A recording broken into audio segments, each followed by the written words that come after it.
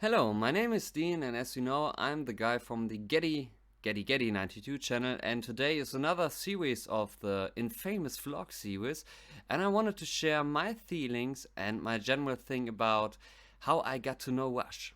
So, I heard Wash for the first time in July of 2016, and I'm gonna tell you a little bit of backstory so that you understand why it took actually for me so long to get into Wash. To actually get into Wash for about 5 years. It took me 5 years. So basically, back in July of 2016, I was doing vacation in the United States of America.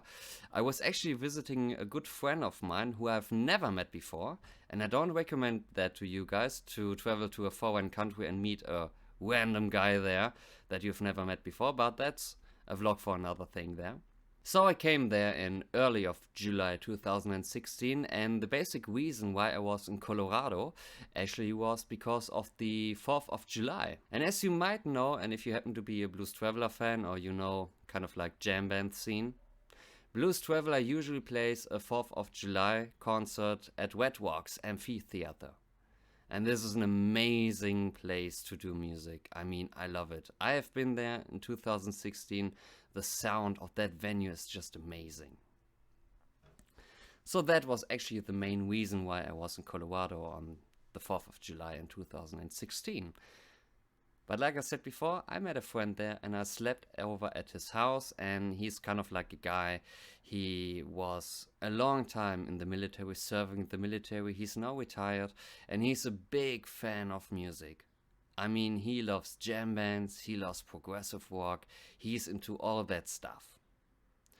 So one night, and as you know in Colorado, some passages to Bangkok are definitely possible to do in Colorado, even at that time.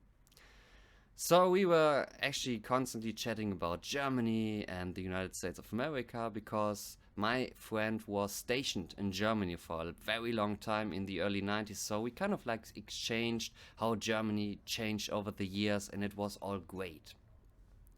So we actually did this for a few days. I think for about 2 or 3 days we were just talking about music in general, about politics in Germany and in America, and we were actually doing some passages to Bangkok. So one night we were just sitting there, and I took some stuff which I think was called Ghost Dog, and it made me not to move my legs. I couldn't move my legs. So I was basically kind of like trapped in that kind of discussion scene about music and politics.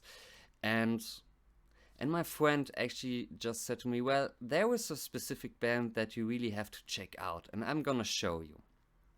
So, and as you can imagine, being just high as a kite, every kind of new music would flash me. So here we go. A boy from Germany, high as a kite, taking some passages to Bangkok, and the first thing that he showed me was Wash.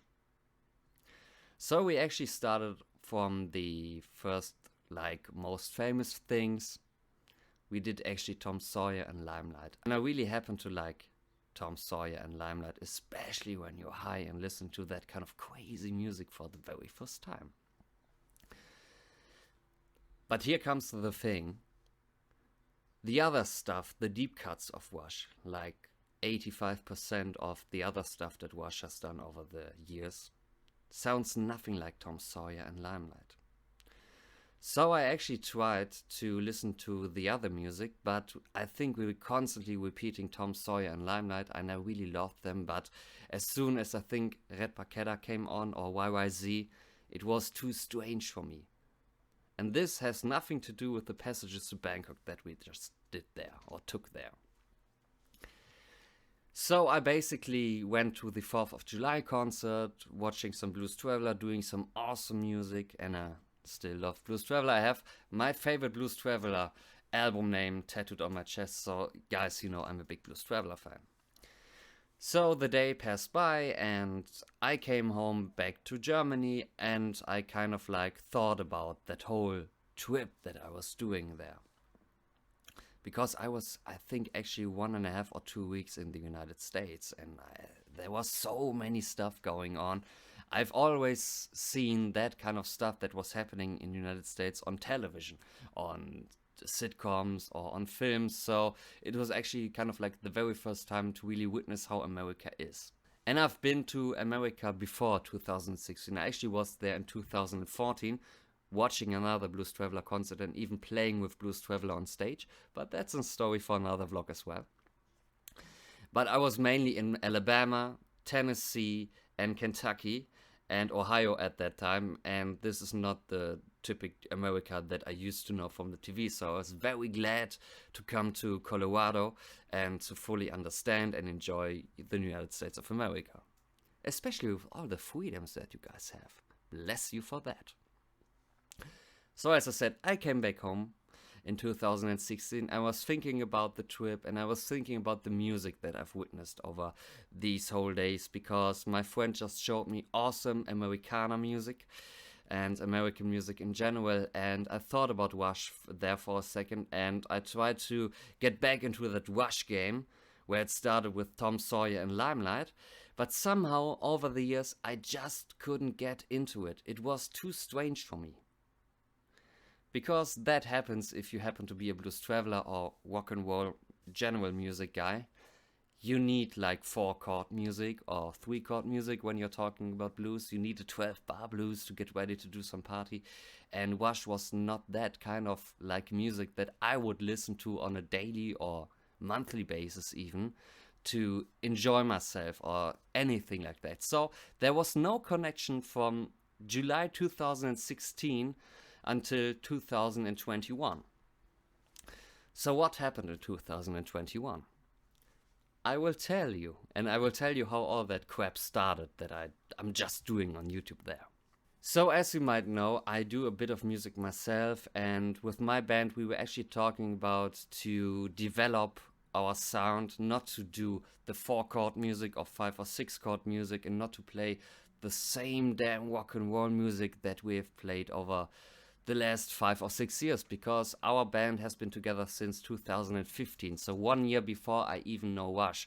So therefore you can imagine, after like being in a band for 5 or 6 years, and there were some member changes of course, but I've been a founding member, so I've seen them all come and go there. But the music after like 5 or 6 years, it always had been kind of like the same. If you know what I mean, it's always been the same, like, stuff that we're doing. I was writing the same kind of lyrics there. And from one point there, I thought about, hey, I have to stop this. I need something else. I need to develop some stuff, develop some music skills.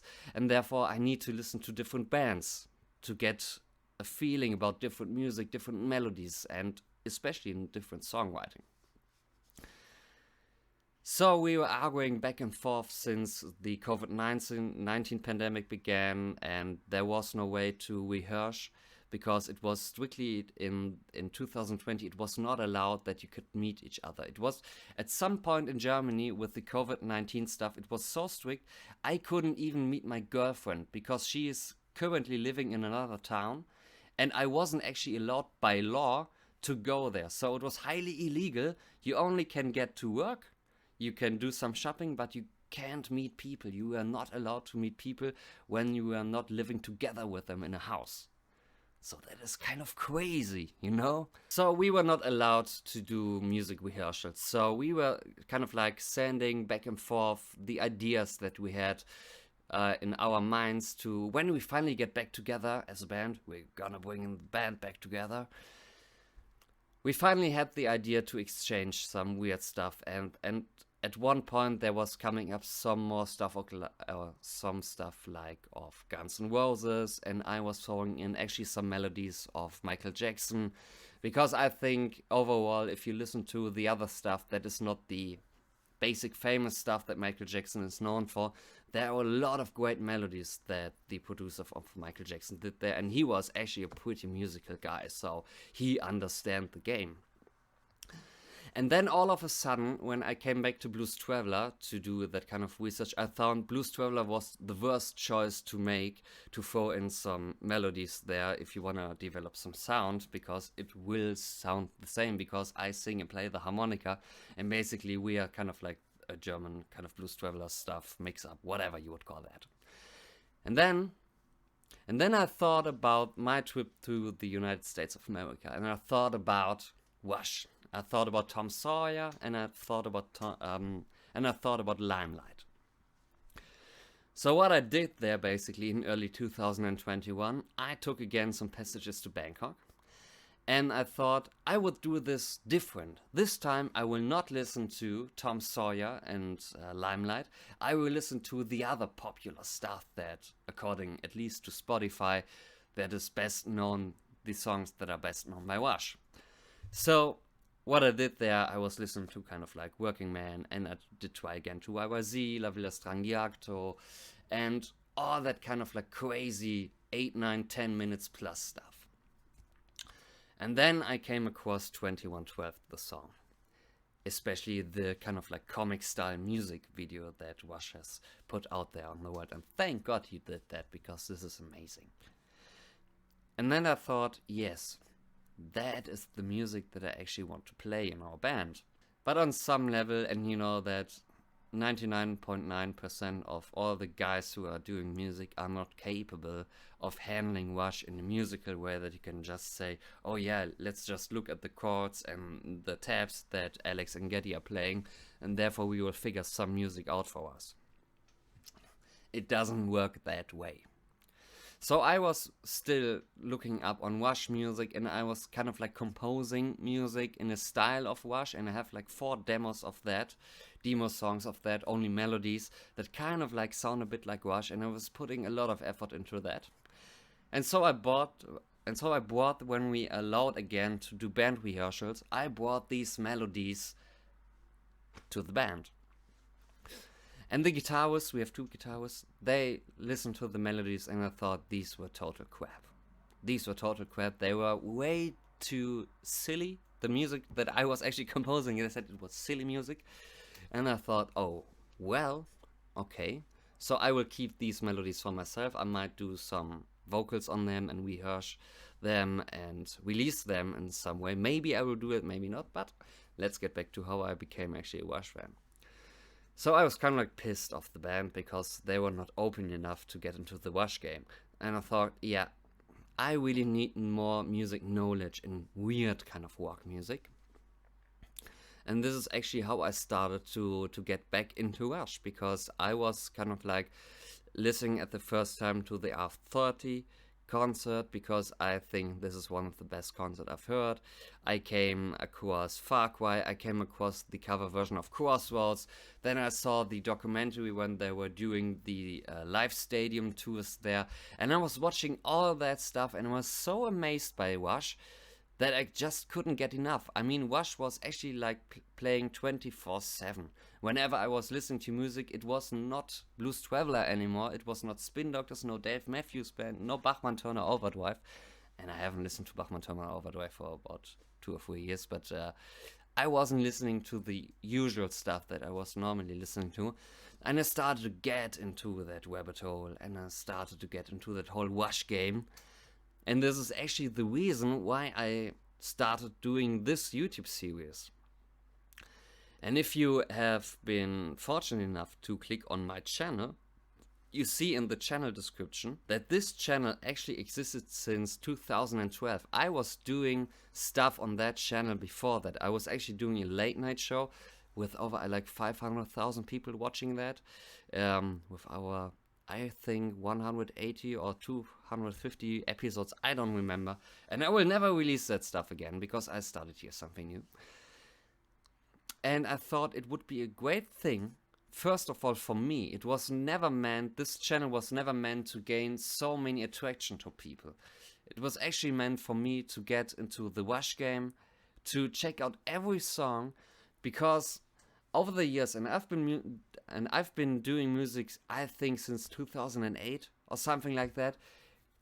And I thought for a few minutes about this before I was actually doing this video here. I thought that Wash was the only band, beside Blues Traveler and the Blues Brothers. Yeah, that's the starting point for a lot of musicians there. Beside Blues Traveler and the Blues Brothers, Wash is the only band that I've heard over the last months that made me so wise on a music level, and I haven't been that wise like 10 years before, or if you want to say since 2008, In 2020, I learned some stuff about music and writing music, doing melodies, and doing songwriting.